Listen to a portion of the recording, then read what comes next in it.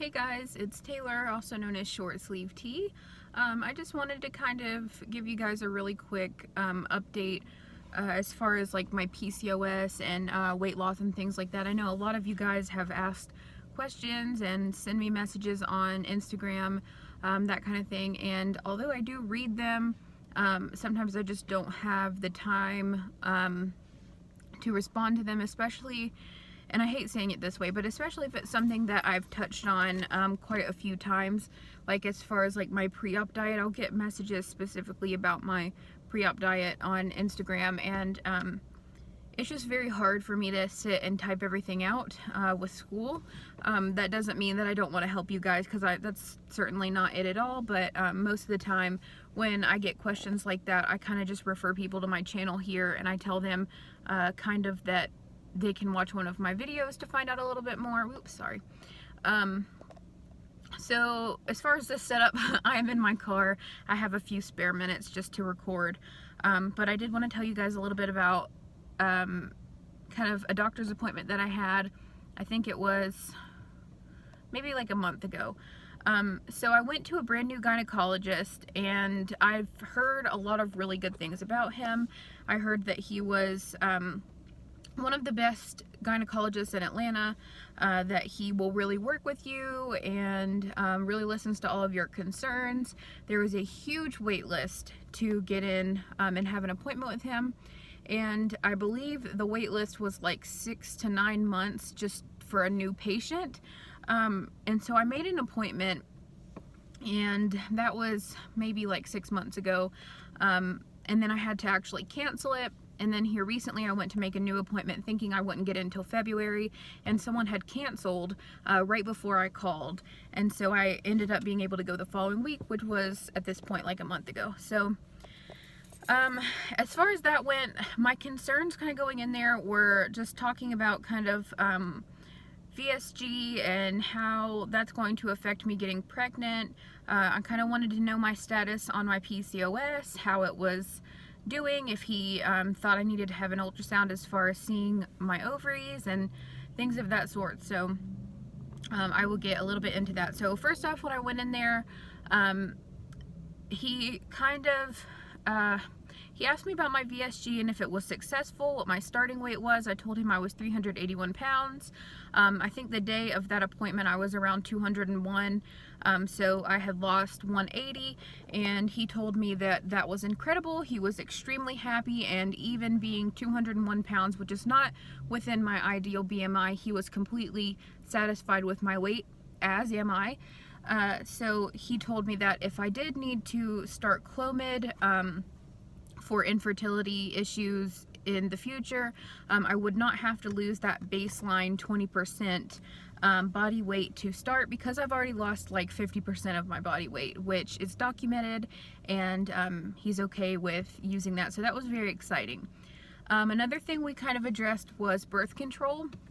I had been on birth control for over a year to regulate my periods, but it was getting to where, and this is going to sound kind of strange, but I had a window of time in between August and September that if I were to have gotten pregnant then, I would have been okay with it, just because I would be graduating and then have the baby right before I was going to start looking for a job. I'm very like detail oriented, and I plan a lot of things, so that kind of just worked really well for me, that if I was going to get pregnant then, it would have been okay, but anytime after that I was not okay with it. I want to wait until I'm finishing school.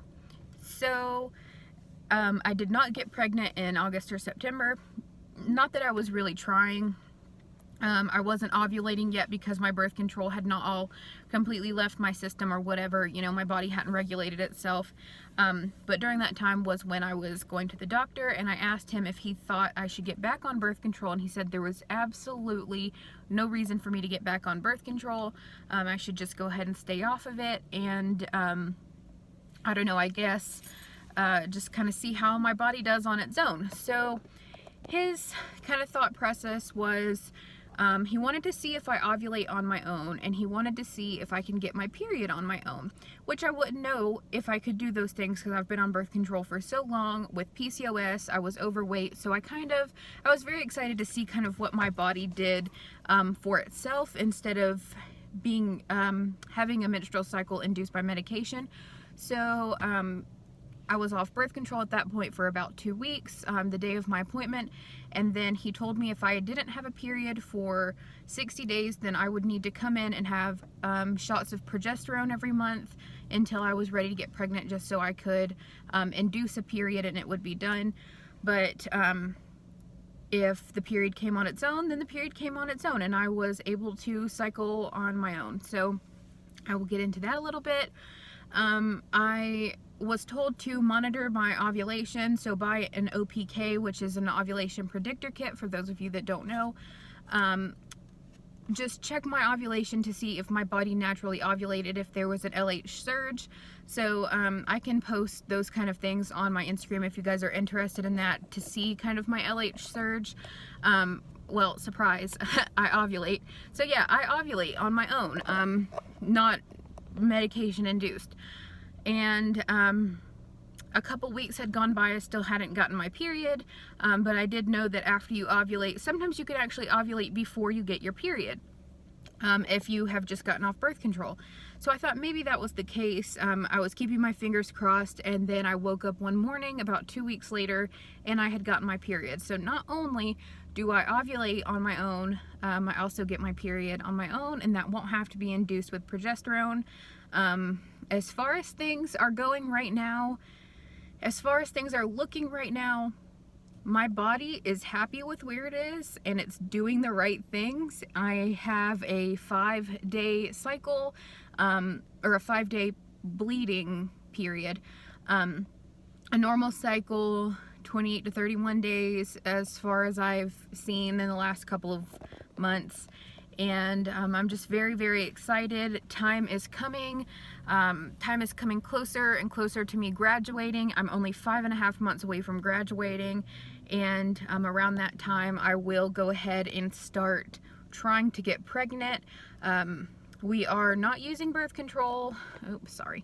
We're not using birth control, but we are using kind of like a different method of prevention, if that makes sense. I mean, I'm sure you guys, I'm not getting into my personal life with this, but yeah, I'm not currently trying to get pregnant. If something was to happen, I mean, with how much I want kids, I would never be hurt that I got pregnant, but right now, it's kind of just a little bit of a waiting game, like finish school, and as soon as I'm done with school, that's when I am getting off birth control.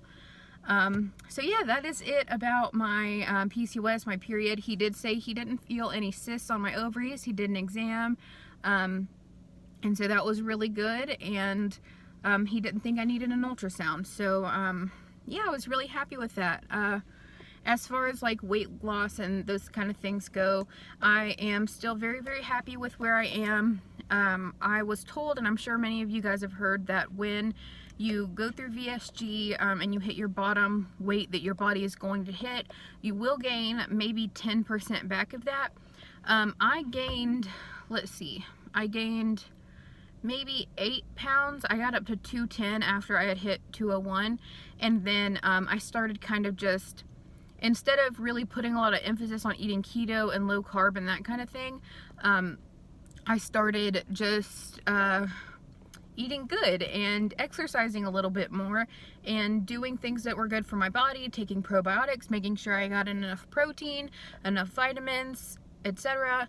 And now I am back down to my baseline weight, and I do still plan on getting, I'd like to lose another 20 pounds before I get pregnant, just so my body has room to kind of grow without being, I don't know, without putting me into a category where I would be very high risk. So if I lose about 20 pounds, I get down to like 180, I could gain 40 during pregnancy and still be okay and not overly high risk. So like considered morbidly obese. I'm not considered morbidly obese right now, and I'm kind of like on the border of overweight and obese, which is fine. Those are words, they're numbers. BMI is just a number. It's just a percentage. It does indicate health most of the time, but according to my body and where I am, my blood work, my body's okay with where I am, and I'm very happy with that. So I'm very happy to talk to you guys. I am sorry that I haven't been very active, but as I said, School is just very busy. I got a new kitten, as you can see by some of the scratches on my chest. But life is just very hectic right now, and I have not forgotten about you guys at all. I will be continuing to make updates here and there. Hopefully when I get pregnant, I will do pregnancy updates and things like that. You guys just send me good vibes that I can get through this program patiently, and the stress of wanting to be done is just kind of, it kind of goes away. So some days I do have rough days mentally where I just want to be done. I just want to have a baby. I'd love to buy a house, but I cannot do those things until I finish. I mean, I could, but I'd put myself and my husband and my family in a bad position. So if you could just keep me in your thoughts. I'm doing really well. I'm glad to hear that most of you guys are doing well.